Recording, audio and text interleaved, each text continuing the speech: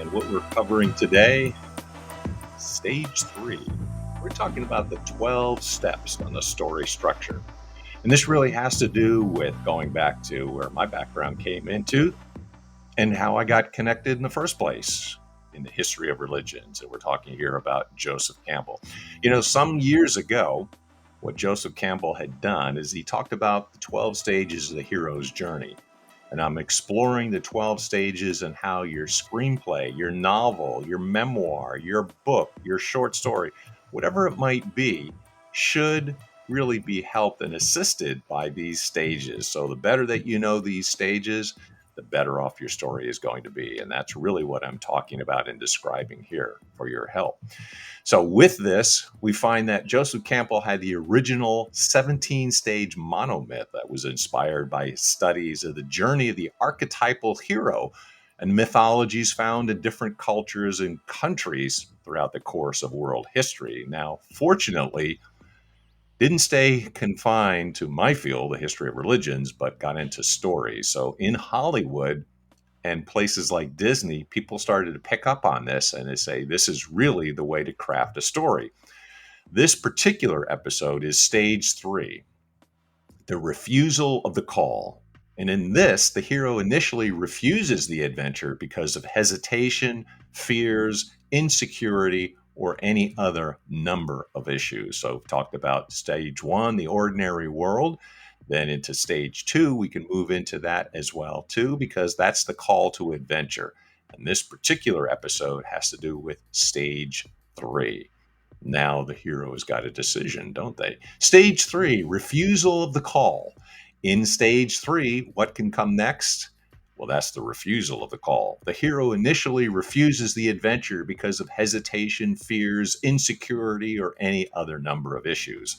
And here I'm going to offer you 3, you count them, 3 reasons why your protagonist should refuse the call to adventure and how your script, your book, your novel, your memoir, your story can benefit from that refusal.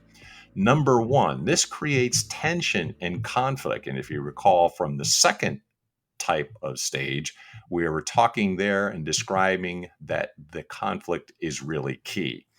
Well, this refusal, the call to adventure, can work within any type of story because of the structure and narrative, even one that doesn't hit all the marks of the Campbell or Vogler, who took the adaptation for the screen. The journey stages. The call to adventure is the inciting incident that pushes your protagonist into the core conflict of your story, which comprises the central concept of your script. Imagine a screenplay with a protagonist that is a private detective. Someone comes to them with a case. They take it and begin their investigation. You show them in your ordinary world and introduce the call to adventure. That's the opening of your script and most of your first act as well. Now imagine the same scenario, but you inject a scene, a moment, a sequence where your protagonist doesn't want to take the case. Maybe they feel that it's too dangerous. Maybe they have a personal connection. Maybe they don't trust the person that is hiring them. Doesn't that added refusal add some spice to not only the opening of your screenplay, but to the whole first act as well?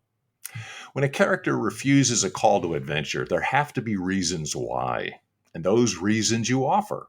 The screenwriter, the ability to inject tension into the opening pages of your screenplay, your story, your memoir, your book, your fictional novel, whatever it might be.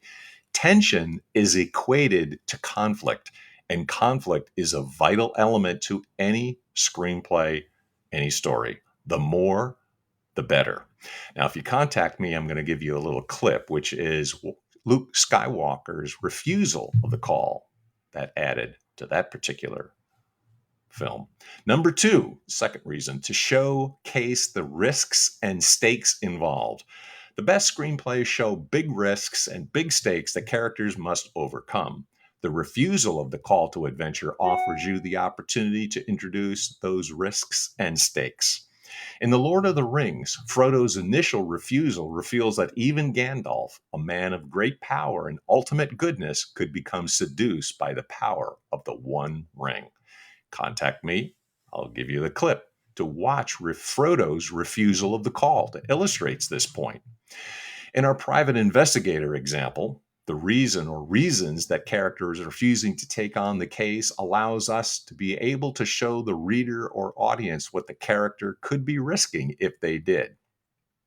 What if the case involved a missing person that was linked to some dangerous mafia gangsters? If the private investigator gets involved, they may uncover details that the mafia doesn't want to be divulged, thus making the private investigator a threat to them. Now the PI has enemies, and dangerous ones at that. We just injected high stakes for that protagonist, and if they take on that case, they're going to be at risk. So, whether you employ all 12 steps of Vogler's hero's journey, the adaptation from Joseph Campbell, or not, the refusal of the call to adventure can help you amp up your tension and conflict by raising the risks and stakes involved. Number 3, to create empathy and character depth. Any character can take on an adventure or handle a conflict that's thrown at them. We've seen that time and time again in any action flick. But not every movie that's action-oriented takes the time to create empathy for the protagonist or offers character depth that allows us to feel empathy towards that character. When a protagonist refuses the call to adventure, they're revealing their own insecurities, fears, and inner conflicts.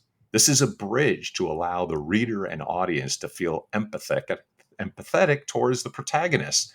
We're allowed to relate to that character or, at the very least, sympathize with their plight. In Rocky, we only get a brief refusal of the call to adventure, but he's offered the chance of a lifetime. But the fact that he initially rejects the offer shows his insecurities. He may be a fighter, but he's insecure with himself and his abilities, and that introduces a lot of empathy. Get in touch with me. I got a clip. I'll show you this. Watch Rocky's refusal of the call. And it also offers some introduction to key character depth as well. If our private investigator took the case instantly, that may show some bravado, but we're missing out on some character depth and opportunities for some empathy. Most people won't relate to a character that just takes on a case no matter what the risks may be. But if you show that they are hesitant, you can start to reveal any number of possible compelling character traits. Maybe the private investigator is asked to take on a missing child case, and it's revealed that they lost their own child to a sexual predator. They refuse the case because it's too close to home. But what if they end up taking the case to help them get closure and prevent another parent from losing a child? This is how you create empathy and introduce further character depth, all because you had your protagonist refuse the call to adventure. The refusal of the call to adventure allows you to create instant tension and conflict within the opening pages and first act of your story. It also gives you the chance to amp up the risks and stakes involved, which in turn engages the reader or audience even more. And it also manages to help you develop a protagonist with more depth that create sympathy or empathy for them. Stage 4, meeting the mentor. Oh, wait, that's not until next time. So what I will do is cover that the next time. But hopefully from stage 3, you've got enough of how to increase tension, character depth, and empathy for your leading character. That's it for this particular episode of the Dr. Digital Podcast, Stage 3 of the Hero's Journey. Until next time, stay small.